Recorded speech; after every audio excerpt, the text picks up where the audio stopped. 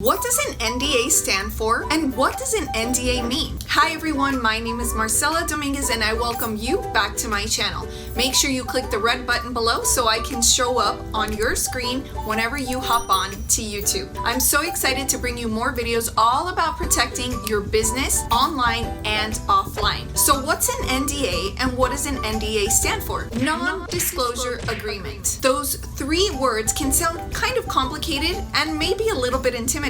But a non-disclosure agreement, if you listen carefully to those words, they imply something. They imply that you are signing an agreement, you're entering into a contract to non-disclose. In other words, you are being asked to keep your mouth shut. You are being asked to keep certain things secret.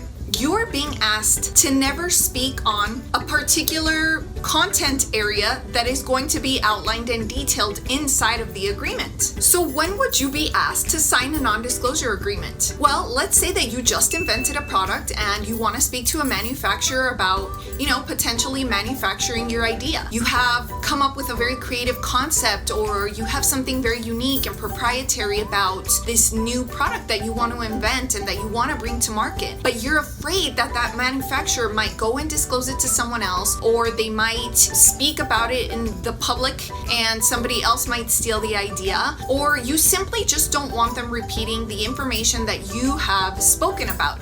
Even if the manufacturer doesn't have ill intent to go and rip you off, the mere fact that they could be speaking to somebody else about it could be a violation of a non-disclosure agreement if they sign it and if they agree to never talk about it. A non-disclosure agreement means that yes, you could be protecting yourself from being ripped off, but it means that you are asking them to keep the information private because you don't want anybody to know about it just yet. You might consider that information proprietary.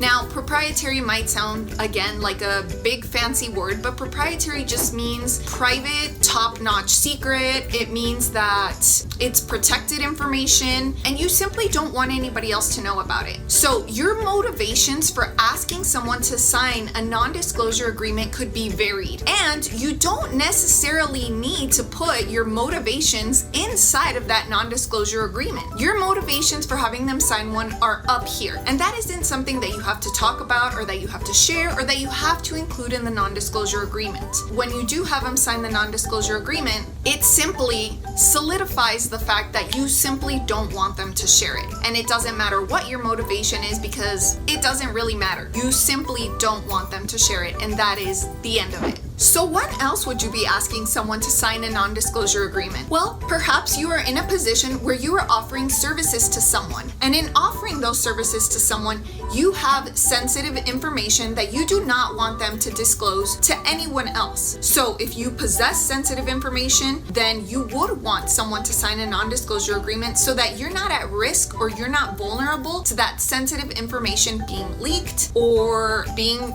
out in the open. So when else would you have someone sign a non-disclosure agreement? You hear about celebrities asking people who walk into their home to sign non-disclosure agreements.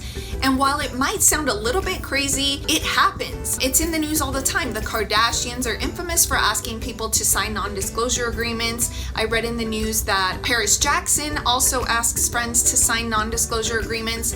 And the reason is that these people don't want information leaked outside of their home. This information doesn't always have to be business related. It could be personal information such as maybe a family member is sick, maybe someone is pregnant in the family, a new product idea, maybe there's just tiffs going on in the family and they don't want the news to become aware because then it's going to become sensationalized. So celebrities, I'm sure, have lots of good reasons for having, friends and people who enter their homes sign non-disclosure agreements. They really don't want their personal information out in the public. They don't want it to become news. They don't want it to end up on People magazine or TMZ.com. They just want to keep their personal information personal. And the only way to do that is with a non-disclosure agreement. So what happens if somebody violates a non-disclosure agreement? You should become very aware of the fact that you can sue somebody who has violated a non-disclosure agreement. They will be liable for any monetary damages. They will be liable for any damages that incur as a result of the breach of this non-disclosure agreement.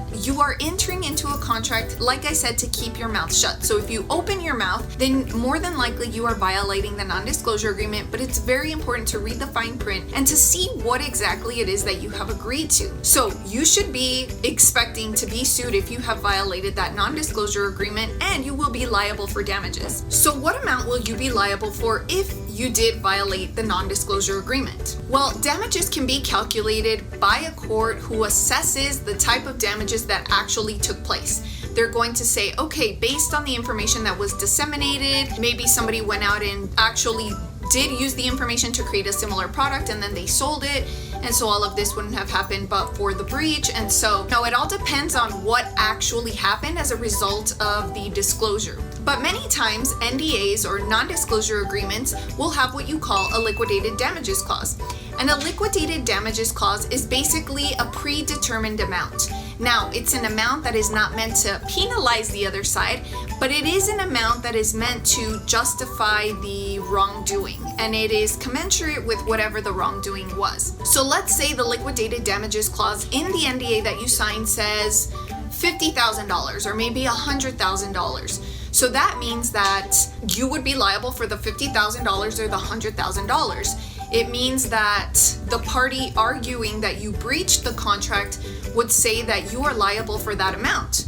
Now, you as the person who signed the contract, if you have an attorney, they would more than likely argue that it's an amount that is not justifiable based on the damages that took place. Perhaps there were no damages at all, or maybe the damages are a lot less than the $50,000. And so sometimes that's why lawyers get involved, because they say that the liquidated damages clause definitely does not support the actual damages that took place. But those are the two things that can happen if you do violate an NDA. At the end of the day, even knowing what you know now after watching this little bit of video that you've watched, do you still think it's worth it to violate a non-disclosure agreement? Now, if you're on the other side and you want your information to be protected, do you still think it's worth it to have a non-disclosure agreement? I would think so. If I were somebody that was in a position to have sensitive information, or I didn't want information to be leaked, whether it's business or personal, and I know that I could be in a vulnerable position if I didn't have an NDA, then of course I would want an NDA signed. That's how you protect your business. It's how you protect confidential conversations, or it's a measure that you can take to protect information that you want kept secret. And if you don't do that, then how else would you be compensated for a violation of that vulnerability? So if you agree that an NDA might be necessary for you or for your business, make sure you scroll down into the description below where you can find an NDA that you can use in your business. Or if you want to send me an email, go ahead and scroll down, find my email. It's always free to send me an email.